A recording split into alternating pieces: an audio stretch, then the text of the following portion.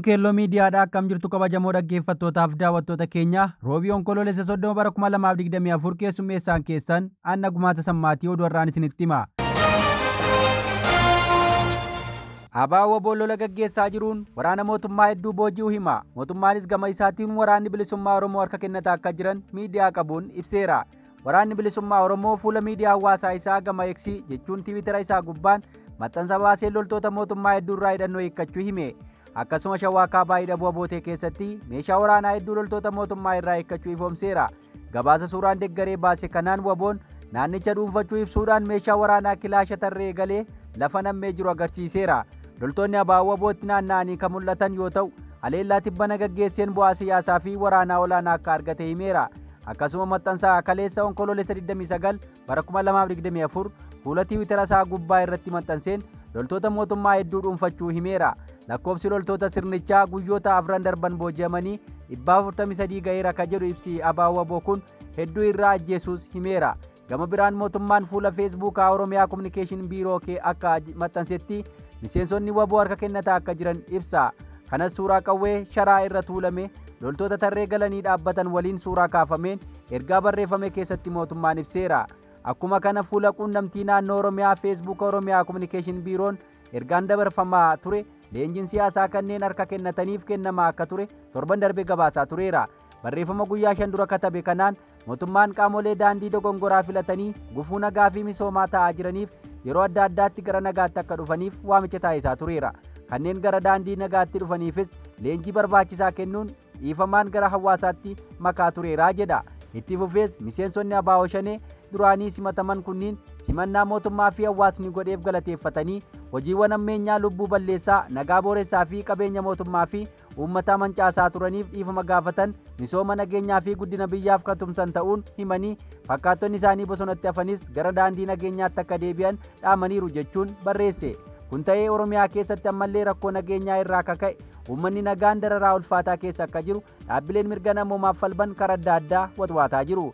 Rakkoo nageenyaa Oromiyaa keessatti furmaatama seenee jiruun daa'imman miliyoonotaan lakkaa'aman dirree barnootaa ala ta'uu fi dhukkubni busaaf kaan babal'achuun ulaa banuu isaa yeroo adda addaa gabaafamaa jira. Odeessa itti aanuun godina Salaalee Aanaa Dharraa ganda Baabbuu Dirreetti haleellaa qilleensa irraa mootummaan raawwateen namoonni nagaa ajjeefamuu maddeen himaniiru. Dheengadda Onkoloolessa 28 bara 2024 haleellaa raawwatameen namoonni nagaa ajjeefamuu fi qabeenyi illee manca'uu jiraattota irraa wabeeffachuun maddee oduu kanaa OMN gabaasee jira. Girmaa Abeebee, Haallee Girmaa, Daamxa'uu Amaaraa kanneen jedhaman jiraattotaa fi qonnaan bultoota ganda Baabbuu Dirree warra haleellaa qilleensaa irraa kanaan ajjeefaman ta'uu gabaasicha ibsa. Manneen jireenyaa qonnaan bultootaa 3 haleellaa qilleensaa irraa kanaan yoo gubatu loowwanis miidhamaniiru jedhan. Haleellaan kun waraana bilisummaa Oromoo fi humnoota mootummaa gidduutti taasifamaa jiru hordofee yeroo mootummaan haleellaa qilleensa irraa fayyadametti ta'uu maddeen himaniiru. Tibba kana waraana bilisummaa Oromoo fi humnoota mootummaa gidduutti wal waraansa tureen humnoonni mootummaa miidhaman haaloo uummata nagaa irratti ba'uun dararaan kun qaqqabuu himame. Humnoonni mootummaa uummanni humnoota finxaaleeyyii daangaa ce'uun qe'ee isaa weeraran akka ofirraa hin ittisne danqaatti ta'uun qabata isin waraana bilisummaa Oromoo deeggartu jedhuun uummata rukutaa jira jedhame. Caasaan bulchiinsa mootummaa aanichaa humnoota finxaaleeyyii kana waliin tumsuun uummata Oromoo irratti karaa lamaan haleellaa raawwataa akka jiranis gabaasichatti ibsa. Oduu keenyatti aanuun Somaaliyaan dippiloomatii Itoophiyaa biyya ishee akka gadhiisu ajaja yoo dabarsitu Somaalilaandii ammoo Misiriin qeeqte. Dirqama isaan ala bahee kan jette Somaaliyaan dippiloomatii Itoophiyaaf turtii sa'aa 72 kenniteetti. Sa'aatii jedhame kanatti biyya ishee gadhiisee akka ba'us ajajje. Somaaliyaan kanas karaa ministeera dhimma alaa isheen kan ibsatte yoo ta'u, dippiloomaatiin Itoophiyaa tokko hojii ga'ee dippiloomaasii isaa waliin simne irratti bobba'e jechuun himatte. Ammaan boodas biyya ishee keessa turuu akka hin dandeenye akeekkachiisa sa'aatii 72 laatteettii fi dippiloomaatiin ajajni kun irratti darbe imbaasii Itoophiyaa Moqaadishoo argamutti gorsaa ta'uun tajaajilaa akka jiran Alii Mohammad Adan yoo ta'an, ministeerichi amma booda Somaaliyaa keessa kan hin simatamne ta'uu ibsichi hubachiiseera. Ministeerichi ibsa isaatiin gochi Adan seera hariiroo dippiloomaasii waliigaltee Viyeenaa keewwata 41 fi 42 jalatti tumame kan dippiloomaatonni biyya alaa dhimma keessoo biyya isaan keessummeesse keessatti galuurraa akka of qusatan hubachiisu kan cabsudha jedhe. walimannaan Itoophiyaa fi Somaaliyaa dhimma ulaa galaana diimaa argachuu Itoophiyaan Somaalilaand waliin mallatteessiteen booda akkaan hammaateera. Haalli walimannaa isaanii haga waraanaan wal doorsisuutti ce'eera. Haalli biyyoota lamaanii kun guddachuun sadarkaa biyyoota ollaa fi kaan ofitti hawwachuurra ga'eera. Kanaanis Misrii fi Eertiraan haaloo biraa Itoophiyaa irraa qabaniif gara Somaaliyaa yoo dhaabbatan rakkoo naannichaa sadarkaa waraana ololaatti guddisuu danda'aniiru.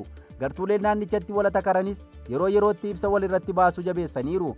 Masriin atakaaroo Itoophiyaa waliin qabduuf Somaaliyaatti fayyadamaa jirti ka jedhan pirezidaantii Somaalilaand haala naannichaa irratti yaada laataniiru. Pirezidaantiin Somaalilaand Musee Bihi Abdii tibbana turtii BBC Somaalee waliin taasisaniin waliigalteen fayyadama ulaa galaana Itoophiyaa waliin taasisan haga ammaatti osoo xumura hin argatiin kan tureef sababa gaanfa Afrikaatti atakaaroo uumameenii jedhan. Raawwiin waliigaltichaa akka harkifatuuf sababa kata'an mootummaan Somaaliyaa ta'uu eeraniiru. Itoophiyaan waliigaltee kan taasifteef Somaalilaand waliinidha. Pirezidaantii Somaalii Hasan Sheekh Mohammad garuu ammallee Somaalilaand qaama Somaaliyaati jedha. Lafa kan keenyadha jedhu dhufee fudhachuu akka hin dandeenye to'annoo isaa ala akka hin jirre ni beeka. Waggoota 34 darbaniif biyyoota walabaa adda addaa taanedha. Kana ammoo hunduu ni beeka. Dabalataanis mootummoota adda addaa lamadha jedhan. Kana malees waliigaltichaan booda Masriin dhimmicha keessa galuun muddama uumuu dubbataniiru. Masriin Somaaliyaatti fayyadamaa waraana ishee oofaa jirti ka jedhan pirezidaantii Musee Bihi Masriin dhufuun waan dabalataati furmaata ta'uu hin danda'u jedhan. Waliigaltee waraana mootummaa Somaaliyaa Masrii waliin taasise carraaqqii Somaalilaand biyya walabaa ta'uudhaaf gochaa jirtu gufachiisuudhaaf kan ta'edha jechuun qeeqaniiru. Oduu itti aanuun sigigni lafaa Walaayittaatti namoota 7 ajjeese. Balaa uumamaa bara kana kibba Itoophiyaatti yaaddessaa ta'e ammallee hawaasa irraan miidhaa geessaa jira. Akka kanaan naannoo kibba Itoophiyaa godina Walaayittaa aanaa Kaawoo Koyishaatti rooba cimaa hordofee balaa sigiga lafaa mudateen lubbuu namaa fi qabeenya irratti miidhaan qaqqabu kominikeeshiniin godinichaa beeksiseera. Balaan kun kaleessa kan mudate ta'uu baramee jira. Aanaa Kaawoo Koyishaa gandoota Laashoo fi Duwwaa tokko keessatti rooba cimaa hordofee balaa sigiga lafaa mudatee dhiira 2 fi dubartoota 5 waliigalaan lubbuun namoota 7 yoo darbu namoota 2 irratti miidhaan cimaa qaqqabu miidiyaaleen gabaasaniiru. Kanaan dura aanaa wal fakkaataa ganda Xeephaa jedhamu keessatti balaa sigiga lafaa mudatee lubbuun namoota 11 darbuun ni yaadatama. Erga yeroo dhiyoo as balaan sigiga lafaa kutaalee biyyattii garaagaraa keessatti mudachuun lubbuu namoota hedduu galaafachaa jira. Baatii adoolessaa darbee godina Goofaatti balaa sigiga lafaa lubbuu namoota lammiilee 250 ol galaafate hordofee guutuu biyyattiitti gadda biyyoolessaa guyyoota 3 labsamee turuun ni yaadatama. Odeessa keenya dhumaatiin Chaayinaan ammas qorattoota hawwaatti ergite. US sochiin Beejing balaa qabaa jette. Xiyyaarri Chaayinaa astiroonootota umurii xiqqaa 3 fi injiinara dubartii ka jalqabaa taate of keessaa qabdu imala sa'a 6 booda hawwaarra milkaa'inaan qubatte. Astiroonootonni kun buufata hawwaa Chaayinaan tolchite keessa ji'oota 6 turu jedhame. Turtii isaanii kanaan qo'annoo gaggeessuu, hawwaarra tarkaanfachuun muuxannoo fi odeeffannoo icciitii qaban sassaabuu jedhameera. Kaayyoo guddaan imala kanaa bara 2030tti galma Chaayinaan addeessarra nama qubachiisuuf qabatte milkeessuudha jedhame. Beejing bara kana xiyyaara 100 gara hawwaatti erguun duula US gootu dursuuf karoora qabattee ka jirtu yoo ta'u, xiyyaarri Shenzhou 19 jedhamtu qaama karoora ajaa'ibaa kana keessaa tokko taatee milkiin bakka qubannoo hawwaa qaqqabu kunis milkaa'ina guddaa ta'uu ibsite. Waggaa 2 dura pirezidaantii Xi Jinping hawwaa isa bal'aa abuuruun industirii hawwaa misoomsuu fi Chaayinaan hawwaa irratti biyya humna guddaa qabdu akka taatu gochuun abjuu keenya bara baraatii jedhaniiru. Warri Waashingitan fiigicha hawwaa beekuuf Beejing gochaa jirtu kanaan yaaddaniiru yaaddessaadhas jedhaniitis jiru. Jalqaba bara kanaatti hoogganaan naasaa Biil Neelsan US fi Chaayinaan addeessa irratti deebi'uuf dorgommiitti jiru jedhan. Dabaluun Beejing qaamni addeessaa gariin kan kooti jechuuf deemti sodaa jedhu qabaachuus himan. Sagantaan namoota nagaa gara addeessaa erguuf Chaayinaan qabatte sagantaa waraanaaf keessaa qaba jechuun kana akkana manan ta'uu seera baastota US'ttis himuu dubbatan.